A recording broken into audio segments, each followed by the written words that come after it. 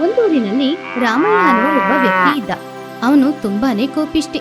ಅವನು ಆ ಊರಿನಲ್ಲಿ ದೊಡ್ಡ ಬಂಗ್ಲೆ ಮನೆನ ಕಟ್ಟಿದ್ದ. ಅಲ್ಲಿ ಅವನು ಸಂತೋಷವಾಗಿ ಬಾಳ್ತಾ ಇದ್ದ. ಆ ದೊಡ್ಡ ಬಂಗ್ಲೆ ಮನೆಯ ಮುಂದ್ಗಡೆ ಸುಮಾರು ಖಾಲಿ ಜಾಗನೂ ಇತ್ತು. ಆ ಖಾಲಿ ಜಾಗದಲ್ಲಿ ರಾಮಯ್ಯ ಮಾವಿನ ತೋಟನ ಬೆಳೆಸ್ತಾ ಇದ್ದ. ಆ ಮಾವಿನ ತೋಟದಲ್ಲಿರುವ ಮರಗಳಲ್ಲಿ ಸುಮಾರು ಮಾವಿನ ಹಣ್ಣುಗಳು ಕೂಡ ಇತ್ತು. ಆ ಮಾವಿನ ಹಣ್ಣುಗಳನ್ನ ಚಿಕ್ಕ ಮಕ್ಕಳು, ದೊಡ್ಡ ದೊಡ್ಡ ವ್ಯಕ್ತಿಗಳು ಎಲ್ಲ ಕದ್ಕೊಂಡು ಹೋಗ್ತಾ ಇದ್ರು. ಹಾಗೆ ಯಾರು ಕದೀತಾರೋ ಅವರನ್ನ ಹೊಡೆದು ಅವ್ರ ಹತ್ರದಿಂದ ಹಣನ ರಾಮಯ್ಯ ವಸೂಲಿ ಮಾಡ್ತಾ ಇದ್ದ. ಅವನಿಗೆ ಅವನ ಆ ದೊಡ್ಡ ಬಂಗ್ಲೆ ಮನೆ ಅಂದ್ರೂನು, ಅದೇ ರೀತಿ ಅದ್ರ ಮುಂದ್ಗಡೆ ಇರುವ ಮಾವಿನ ತೋಟ ಅಂದ್ರೂನು ತುಂಬಾನೇ ಇಷ್ಟ. ಏನಿವ್ರು ಯಾವಾಗ ನೋಡಿದ್ರು ಮನೆ ಹೊರಗಡೆನೆ ಹೋಗಿ ಹೋಗಿ ಕೂತ್ಕೋತಾರೆ. ಯಾಕೆ ಇಷ್ಟು ದೊಡ್ಡ ಬಂಗ್ಲೆನ ಕಟ್ಟಿದಾರೋ ಏನೋ. ಇವ್ರ ಜೊತೆ ಹೋಗಿ ಮಾತಾಡ್ಬೇಕು ಅಂದ್ರೆ ನಾನು ಪದೇ ಪದೇ ಕೆಳಗೆ ಇಳಿದು ಹೋಗ್ಬೇಕು. ನನಗೂ ತುಂಬಾ ವಯಸ್ಸಾಗಿದೆ, ಪದೇ ಪದೇ ಕೆಳಗಿಳಿದು ಹೋಗಕ್ಕಾಗ್ತಿಲ್ಲ. ಏನೋ.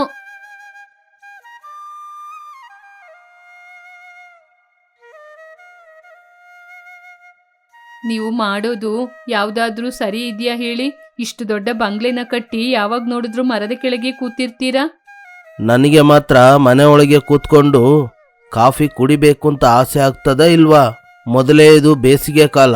ನಮ್ಮ ಮನೆ ಮುಂದೆ ಇರುವ ಮಾವಿನ ಮರದಲ್ಲಿ ಹಣ್ಣು ಬಿಡುವ ಸಮಯ. ಈ ಊರಿನ ಜನಗಳನ್ನು ನಂಬಲೇಬಾರದು. ನಾನು ಇಲ್ಲಿ ಇಲ್ಲ ಅಂದ್ರೆ ನನ್ನ ಮಾವಿನ ಮರದಲ್ಲಿರುವ ಹಣ್ಣುಗಳನ್ನೆಲ್ಲ ಕಳ್ಳತನ ಮಾಡಿ ತಗೊಂಡೋಗ್ಬಿಡ್ತಾರೆ. ತಿಂದ್ರೆ ತಿನ್ಲಿ ಬಿಡ್ರಿ, ನಾವು ಹೇಗೋ ಇದನ್ನ ಮಾರದಿಲ್ಲ.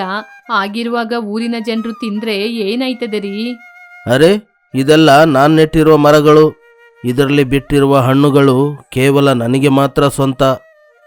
ಯಾವ ಪರಿಸ್ಥಿತಿಯಲ್ಲೂ ಈ ಮಾವಿನ ಮರದಲ್ಲಿರುವ ಹಣ್ಣುಗಳನ್ನು ಯಾರಿಗೂ ಕೊಡೋದಿಲ್ಲ.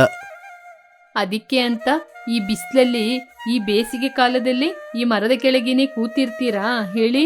ನಾನು ಬೇಸಿಗೆ ಕಾಲ ಇಡೀ ಬಿಸಿಲಲ್ಲಿ ಕೂರ್ಲಿಕ್ಕೆ ಸಿದ್ಧ. ಆದ್ರೆ ಇದರಲ್ಲಿ ಒಂದು ಹಣ್ಣು ಕೂಡ ಇನ್ನೊಬ್ಬರು ಪಾಲಾಗ್ಲಿಕ್ಕೆ ನಾನು ಬಿಡೋದಿಲ್ಲ. ಹಾಗೆ ಜಿಪುಣನಾದ ರಾಮಯ್ಯ ದಿನ ಇಡೀ ಬಿಸಿಲಲ್ಲಿ ಆ ಮಾವಿನ ತೋಟದಲ್ಲೇ ಸುತ್ತಾಡ್ಕೊಂಡು ಬರ್ತಾ ಇದ್ದ. ಅಲ್ಲೇ ಕೂತ್ಕೊಂಡು ವಿಶ್ರಾಂತಿ ತಗೊಳ್ತಾ ಇದ್ದ. ಕೆಲವು ಸಮಯ ಅಲ್ಲೇ ಕೂತ್ಕೊಂಡು ಊಟನೂ ಮಾಡ್ತಾ ಇದ್ದ. ಇನ್ನು ಕೆಲವು ಸಮಯ ಅಲ್ಲೇ ಅವನು ಮಲಗಿ ವಿಶ್ರಾಂತಿನೂ ತಗೊಳ್ತಾ ಇದ್ದ. ರಾತ್ರಿ ಕೂಡ ನಾನು ಇಲ್ಲೇ ನಿದ್ರೆ ಮಾಡ್ತೀನಿ. ರಾತ್ರಿ ಸಮಯದಲ್ಲಿ ಕಳ್ಳತನ ಮಾಡೋರು ತುಂಬ ಜನಗಳಿದ್ದಾರೆ. ನಾನಿಲ್ಲೇ ಮನಗಿ ನಿದ್ರೆ ಮಾಡಿದ್ರೆ ನನ್ನನ್ನು ನೋಡಿ ಎಲ್ಲ ಎದುರ್ಕೊಂಡೋಯ್ತಾರೆ. ಹಾಗೆ ರಾಮಯ್ಯ ಆ ಮರದ ಕೆಳಗಡೆ ಮಲಗಿ ನಿದ್ದೆನೂ ಮಾಡ್ತಾ ಇದ್ದ. ಆದ್ರೆ ಸುಮಾರು ದಿನಗಳಿಂದ ಆ ಮರದಲ್ಲಿ ಒಂದು ದೆವ್ವ ವಾಸ ಮಾಡ್ತಾ ಇತ್ತು. ಆ ದೆವ್ವ ರಾಮಯ್ಯನನ್ನ ಹೇಗಾದ್ರೂ ಸಾಯಿಸ್ಬೇಕು ಅಂತ ಅಂದ್ಕೊಳ್ತಿತ್ತು. ಅದು ಅರ್ಧರಾತ್ರಿಯ ಸಮಯ ಅನ್ನೋದ್ರಿಂದ ಆ ದೆವ್ವ ಮಾವಿನ ಮರದಿಂದ ಕೆಳಗಡೆ ಇಳಿದು ಬಂದು ನಿದ್ದೆ ಮಾಡ್ತಾ ಇದ್ದ ರಾಮಯ್ಯನನ್ನ ನೋಡ್ತಾ ಇತ್ತು. 1 ವರ್ಷದಿಂದ ಈ ರಾಮಯ್ಯನನ್ನು ಕೊಲ್ಬೇಕು ಅಂತ ನಾನು ಕಾಯ್ತಾ ಇದ್ದೀನಿ. ಇವನು ಏನ್ ಮಾಯ ಮಾಡಿದಾನೋ ಏನೋ. ಇವನನ್ನು ಮನೆಯಿಂದ ಈಚೆ ಬರಿಸಲು ಆಗ್ತಾ ಇರಲಿಲ್ಲ. ನನ್ನ ಅದೃಷ್ಟ ತುಂಬಾ ಚೆನ್ನಾಗಿದೆ. ಇವತ್ತು ಈ ರಾಮಯ್ಯ ಮನೆ ಬಿಟ್ಟು ಈ ಮರದ ಕೆಳಗೆ ಬಂದು ನಿದ್ರೆ ಮಾಡ್ತಿದ್ದಾನೆ. ಇದೇ ಸರಿಯಾದ ಸಮಯ. ಹಾಗಂತ ಆ ದೆವ್ವ ರಾಮಯ್ಯನ ಕುತ್ತಿಗೆಯನ್ನ ಹಿಸುಕಿ ಅವನನ್ನ ಸಾಯಿಸ್ಬೇಕು ಅಂತ ಅಂದ್ಕೊಳ್ತು. ಆದ್ರೆ ಹತ್ರ ಹೋಗಿ ರಾಮಯ್ಯನನ್ನ ಮುಟ್ಟಿದ ತಕ್ಷಣ ಆ ದೆವ್ವ ದೂರ ಹೋಗಿ ಬಿದ್ದೋಗ್ತಿತ್ತು. ಅರೆ, ಏನಿದು ಆಶ್ಚರ್ಯವಾಗಿದೆ. 1 ವರ್ಷದಿಂದ ಈ ರಾಮಯ್ಯನಿಗೋಸ್ಕರ ನಾನು ಇಷ್ಟು ದಿನ ಕಾಯ್ತಾ ಇದ್ದೆ. ಆದ್ರೆ ಇದುವರೆಗೂ ಅವನ ಹತ್ತಿರ ಹೋಗ್ಲಿಲ್ಲ. ಇವಾಗ ಅವನ್ನ ಮುಟ್ಟುವಾಗ ಇವನನ್ನು ಮುಟ್ಟಲು ಸಾಧ್ಯವಾಗುತ್ತಿಲ್ಲ. ಏನೋ ರಹಸ್ಯವಿದೆ, ಇದನ್ನು ನಾನು ಕಂಡುಹಿಡಿಯಬೇಕು. ಹಾಗಂತ ಆ ದೆವ್ವ ತುಂಬಾನೇ ಬೇಜಾರು ಮಾಡ್ಕೊಳ್ತಾ ಇತ್ತು. ಹೀಗಿರುವಾಗ ಮರುದಿನ ಬೆಳಗ್ಗೆ ರಾಮಯ್ಯ ನಿದ್ದೆಯಿಂದ ಎದ್ದು ಅವನ ಮನೆಯೊಳಗಡೆ ಹೋಗಿ ಅವನು ಸ್ನಾನ ಮಾಡಿ ತಯಾರಾಗ್ತಾ ಇದ್ದ. ಆವಾಗ ಮರದಲ್ಲಿದ್ದ ಆ ದೆವ್ವ ಸಾಧಾರಣ ಸ್ತ್ರೀಯ ರೂಪಕ್ಕೆ ಬದಲಾಗಿ ರಾಮಯ್ಯನ ಮನೆಯ ಮುಂದ್ಗಡೆ ನಿಂತು ಈ ರೀತಿ ಹೇಳ್ತಾ ಇತ್ತು. ಮನೆಯೊಳಗೆ ಯಾರಾದ್ರೂ ಇದ್ದೀರಾ? ಇದ್ರೆ ಸ್ವಲ್ಪ ಹೊರಗೆ ಬನ್ನಿ. ಹಾಗಂತ ಕರೆದಾಗ ರಾಮಯ್ಯನ ಹೆಂಡತಿಯಾದ ಕಮಲ ಹೊರಗಡೆ ಬಂದು ಅವಳನ್ನ ನೋಡಿದ್ರು. ಯಾರಮ್ಮ ನೀನು? ಇದುವರೆಗೂ ನಿನ್ನ ಈ ಊರಲ್ಲಿ ನೋಡ್ಲೇ ಇಲ್ಲ. ನಿನಗೆ ಏನು ಬೇಕು? ನಾನು ಈ ಊರಿಗೆ ಹೊಸದಾಗಿ ಬಂದಿದ್ದೀನಿ. ಇಲ್ಲಿ ಹತ್ರನೇ ನನ್ನ ಮನೆ. ಈ ಮಧ್ಯೆ ರಾತ್ರಿ ಸಮಯದಲ್ಲಿ ಯಾವುದೋ ಒಂದು ದುಷ್ಟಶಕ್ತಿ ಇಲ್ಲಿ ಸುತ್ತಾಡ್ತಿದೆ. ನಮ್ಮ ಬೀದಿಯವರೆಲ್ಲ ತುಂಬಾ ಭಯದಿಂದ ಮಲ್ಕೊಂಡಿದ್ದಾರೆ. ನೀವು ಸ್ವಲ್ಪ ಭದ್ರವಾಗಿ ಇರಿ ಅಂತ ಈ ವಿಷಯನ ಹೇಳ್ತಾ ಇದ್ದೀನಿ. ನಮಗೆ ಆ ರೀತಿ ಯಾವ ಭಯ ಕೂಡ ಇಲ್ಲ. ಅಂತ ದುಷ್ಟಶಕ್ತಿಗೆ ನಾವು ಭಯಪಡುವುದಿಲ್ಲ. ಹೌದಾ? ಯಾಕೆ? ದುಷ್ಟಶಕ್ತಿಗೆ ಭಯಪಡದಿರುವವರು ಯಾರಾದರೂ ಇರ್ತಾರಾ? ನಿಮ್ಮ ಧೈರ್ಯಕ್ಕೆ ಕಾರಣವೇನು? ನಾನು ವೆಂಕಟೇಶ್ವರ ಸ್ವಾಮಿಯ ಪರಮ ಭಕ್ತೆ. ಪ್ರತಿದಿನ ಸ್ವಾಮಿಗೆ ನಾನು ಪೂಜೆ ಮಾಡ್ತೀನಿ. ಹೀಗೆ ನಮ್ಮ ಮನೆಯಲ್ಲಿ ವೆಂಕಟೇಶ್ವರ ಸ್ವಾಮಿ ಹಾಗೇನೆ ಲಕ್ಷ್ಮಿ ಯಂತ್ರ ಕೂಡ ಇದೆ. ಯಾವ ರೀತಿ ದುಷ್ಟಶಕ್ತಿ ನಮ್ಮ ಮನೆಯೊಳಗೆ ಬರಲು ಸಾಧ್ಯವಿಲ್ಲ. ಆದ್ರೆ ಈ ಮಧ್ಯೆ ನಿಮ್ಮ ಗಂಡ ಈ ಮರದ ಕೆಳಗೆ ನಿದ್ರೆ ಮಾಡೋದನ್ನ ನೋಡಿದೀನಿ. ಆಗ ಆ ದುಷ್ಟಶಕ್ತಿ ನಿಮ್ಮ ಮನೆಯವ್ರನ್ನ ಏನಾದ್ರೂ ಮಾಡಿದ್ರೆ? ನನಗೆ ಆ ರೀತಿ ಭಯ ಏನು ಇಲ್ಲಮ್ಮ. ನಾನು 5 ವರ್ಷಗಳಿಂದ ಶ್ರೀ ವೆಂಕಟೇಶ್ವರ ಸ್ವಾಮಿಯ ಕಾಲಡಿಯಲ್ಲಿ ಒಂದು ಖಡ್ಗವನ್ನು ಇಟ್ಟು ಪೂಜೆ ಮಾಡಿ ಇಟ್ಟಿದ್ದೀನಿ. ಆ ಖಡ್ಗವನ್ನು ನಾನು ನಮ್ಮ ಮನೆಯವರ ಕೈಗೆ ಹಾಕಿದ್ದೀನಿ. ಆ ಖಡ್ಗ ಇರುವ ತನಕ ಅವರನ್ನು ಯಾರಿಂದಲೂ ಏನು ಮಾಡಲು ಸಾಧ್ಯವಿಲ್ಲ. ಹಾಗಂತ ಕಮಲ ಹೇಳಿದ್ರಿಂದ ಅದನ್ನು ಕೇಳಿ ಸ್ತ್ರೀಯ ರೂಪದಲ್ಲಿದ್ದ ಆ ದೆವ್ವ ಅಲ್ಲಿಂದ ಹೋಯ್ತು. ಕಮಲ ಮನೆಯೊಳಗಡೆ ಹೋದ್ಮೇಲೆ ಸ್ತ್ರೀ ರೂಪದಲ್ಲಿದ್ದ ಆ ದೆವ್ವ ಅದರ ನಿಜ ಸ್ವರೂಪಕ್ಕೆ ಬದಲಾಗಿ ಈ ರೀತಿ ಅಂದ್ಕೊಳ್ತು. ಇದೇನಾ ನಿಜವಾದ ಸಂಗತಿ? ಆ ಖಡ್ಗನೇ ಅವನನ್ನು ಇಷ್ಟು ದಿನ ಕಾಪಾಡ್ಕೊಂಡು ಬಂದಿದೀಯಾ? ಹೇಗಾದ್ರೂ ಮಾಡಿ ರಾಮಯ್ಯನ ಕೈಯಿಂದ ಖಡ್ಗವನ್ನು ಬಿಚ್ಚಿಸಬೇಕು. ಹಾಗೆ ಆ ದೆವ್ವ ರಾಮಯ್ಯನ ಕೈಯಲ್ಲಿದ್ದ ಖಡ್ಗವನ್ನ ತೆಗೆಯೋದಕ್ಕೋಸ್ಕರ ಹಲವು ತರದ ಪ್ರಯತ್ನಗಳನ್ನ ಮಾಡ್ತಾ ಇತ್ತು. ಒಂದಿನ ಆ ಊರಿನ ಮಕ್ಕಳು ಕೆಲವರು ಆಟಾಡ್ತಾ ಇದ್ರು. ಆವಾಗ ಮಾವಿನ ಹಣ್ಣನ್ನು ನೋಡಿ ತಿನ್ಬೇಕು ಅಂತ ಅವರಿಗೆ ಆಸೆ ಆಯಿತು. ಅರೆ ಗಿರಿ, ಅಲ್ಲಿ ನೋಡಿದ್ಯಾ ಎಷ್ಟು ಮಾವಿನ ಹಣ್ಣು ಇದೆ ಅಂತ? ಹೇಗಾದ್ರೂ ಆ ಮಾವಿನ ಹಣ್ಣನ್ನು ಕದ್ದು ತಿನ್ಬೇಕು. ಸರಿ ಬಾರೋ, ಹೋಗಿ ಕಳ್ಳತನ ಮಾಡೋಣ. ಹಾಗೆ ರಾಜು ಹರಿ ಇಬ್ರು ಅಲ್ಲಿದ್ದ ಮಾವಿನ ಹಣ್ಣುಗಳನ್ನ ಕದಿತಾ ಇದ್ರು. ಆವಾಗ ಮರದ ಕೆಳಗಡೆ ನಿದ್ದೆ ಮಾಡ್ತಾ ಇದ್ದ ರಾಮಯ್ಯನಿಗೆ ಎಚ್ಚರವಾಯಿತು. ತಕ್ಷಣ ಅವನು ಪಕ್ಕದಲ್ಲಿದ್ದ ಒಂದು ಕೋಲನ್ನ ತಗೊಂಡು ಕದಿತಾ ಇರುವ ಮಕ್ಕಳನ್ನ ಹೊಡೆಯೋದಕ್ಕೋಸ್ಕರ ಬಂದ. ಬನ್ರಾ, ನಿಮ್ಗೊಂದು ಗತಿ ಕಾಣಿಸ್ತೀನಿ. ನಾನು ಇಲ್ಲ ಅಂತ ತಿಳ್ಕೊಂಡ್ರ ಇವತ್ತು ನಿಮ್ ಕತೆ ಮುಗೀತು. ಹಾಗೆ ರಾಮಯ್ಯ ಮಕ್ಕಳನ್ನ ಅಟ್ಟಿಸ್ಕೊಂಡು ಹೋಗ್ತಾ ಇದ್ದಾಗ ಕಾಲ್ ಜಾರಿ ಕೆಳಗಡೆ ಬಿದ್ದ. ಆವಾಗ ಅವನ ಕೈಯಲ್ಲಿದ್ದ ಖಡ್ಗ ದೂರ ಹೋಗಿ ಬಿದ್ಬಿಡ್ತು. ಅದನ್ನು ನೋಡಿದ ದೆವ್ವ ಇದೇ ಅವಕಾಶ ಅಂತ ರಾಮಯ್ಯನನ್ನ ಸಾಯಿಸೋದಕ್ಕೋಸ್ಕರ ಬಂದಾಗ ರಾಮಯ್ಯ ಅಲ್ಲಿ ಬಿದ್ದಿದ್ದ ಆ ಖಡ್ಗವನ್ನ ತೆಗೆದು ಪುನಃ ಅವನ ಕೈಯಲ್ಲಿ ಹಾಕೊಂಡು ಪುನಃ ಆ ಮಕ್ಕಳನ್ನ ಅಟ್ಟಿಸ್ಕೊಂಡು ಹೋಗ್ತಾ ಇದ್ದ. ಛೇ, ಒಂದು ಒಳ್ಳೆ ಅವಕಾಶವನ್ನು ನಾನು ಕಳೆದುಕೊಂಡೆ. ಆ ರಾಮಯ್ಯ ಅವನ ಕೈಗೆ ಖಡ್ಗವನ್ನು ಹಾಕದಿದ್ದರೆ ಈ ಸಮಯಕ್ಕೆ ಅವನನ್ನು ನಾನು ಕೊಲ್ಲಬಹುದಾಗಿತ್ತು.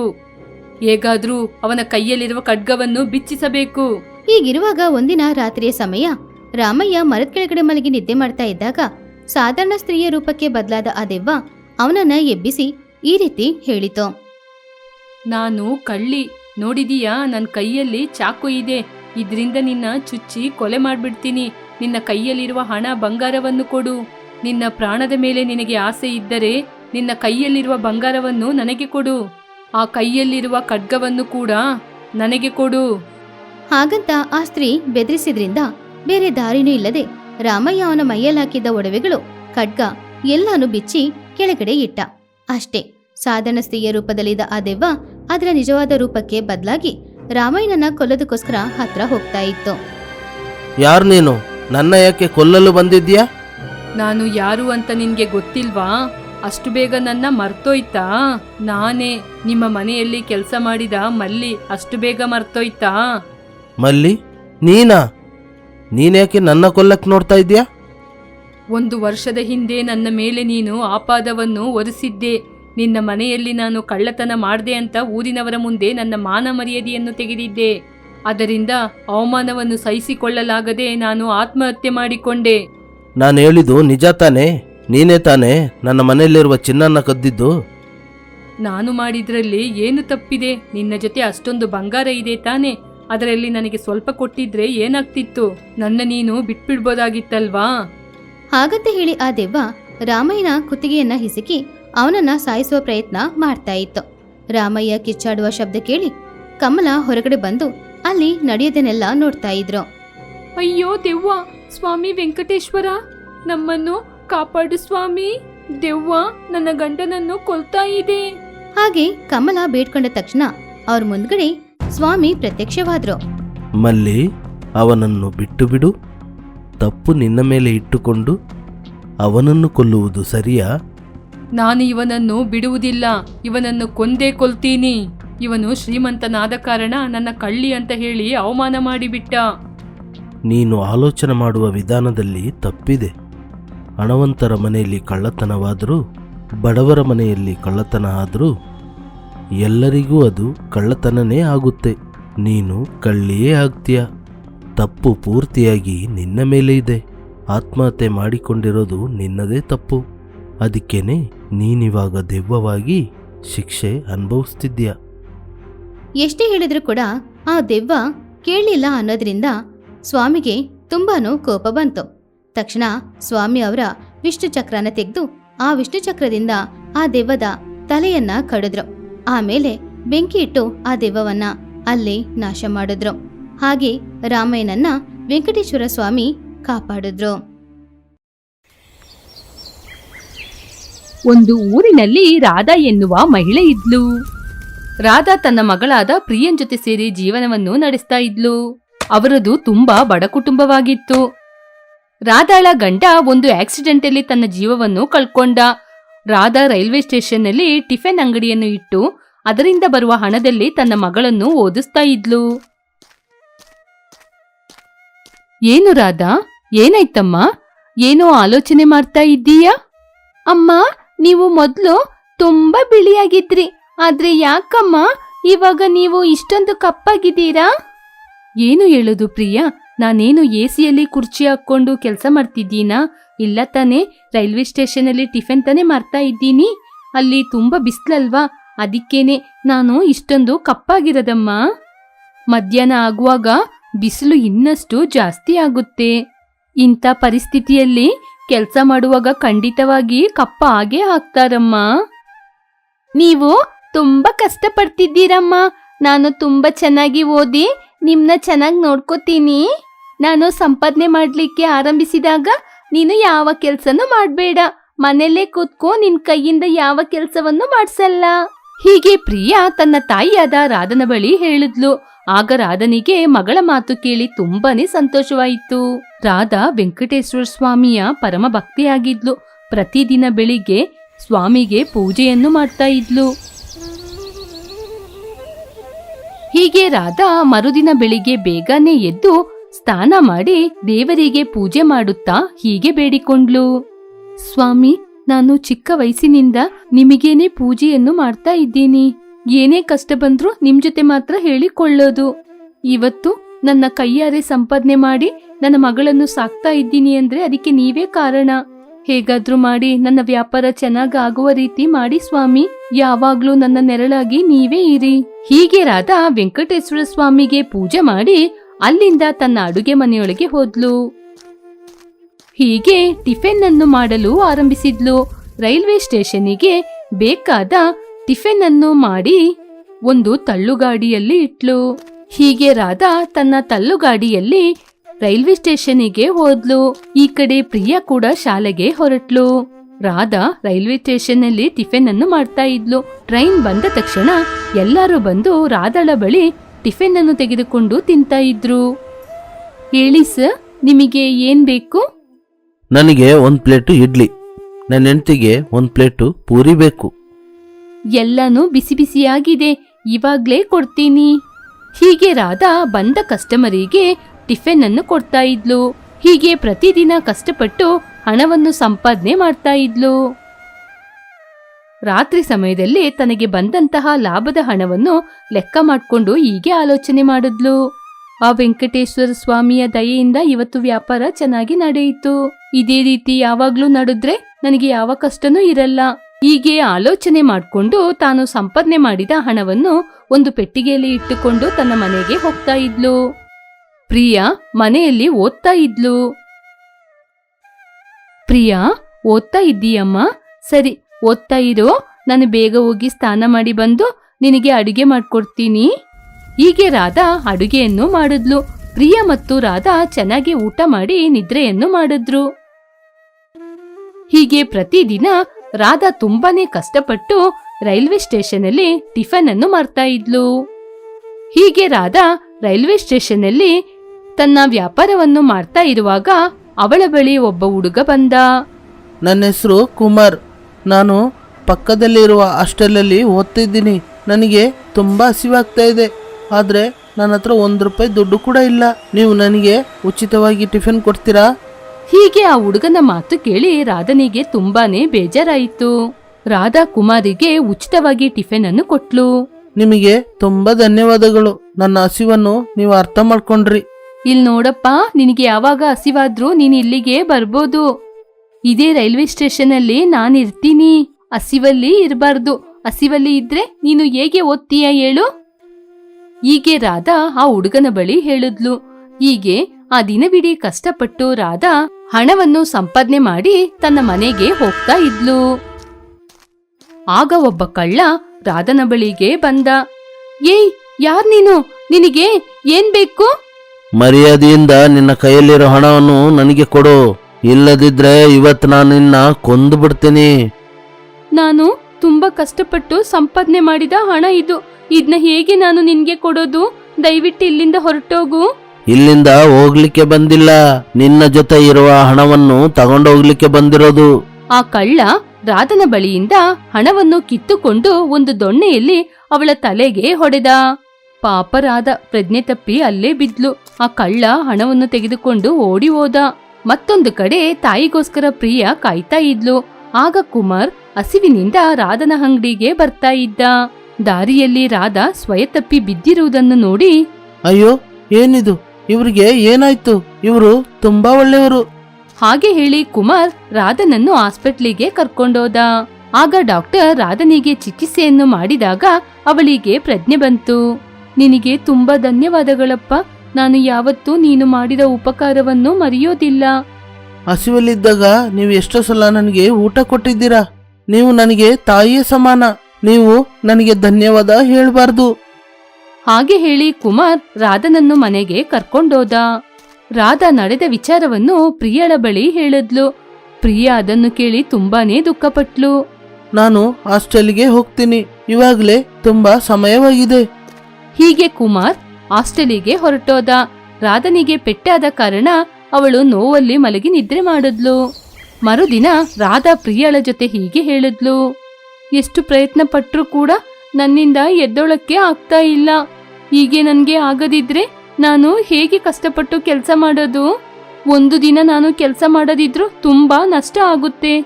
ನಿನ್ನೆ ಕಷ್ಟಪಟ್ಟು ಸಂಪಾದನೆ ಮಾಡಿದ ಹಣವನ್ನು ಕೂಡ ಕಳ್ಕೊಂಡಿದ್ದೀನಿ. ನೀವೇನು ಚಿಂತೆ ಮಾಡಬೇಡಿ ಅಮ್ಮ. ಹೇಗೂ ನನಗೆ ಎಕ್ಸಾಮ್ ಎಲ್ಲ ಮುಗ್ದಿದೆ. ನಾನು ಕೂಡ ನಿಮ್ ಜೊತೆ ಕೆಲಸ ಮಾಡ್ತೀನಿ.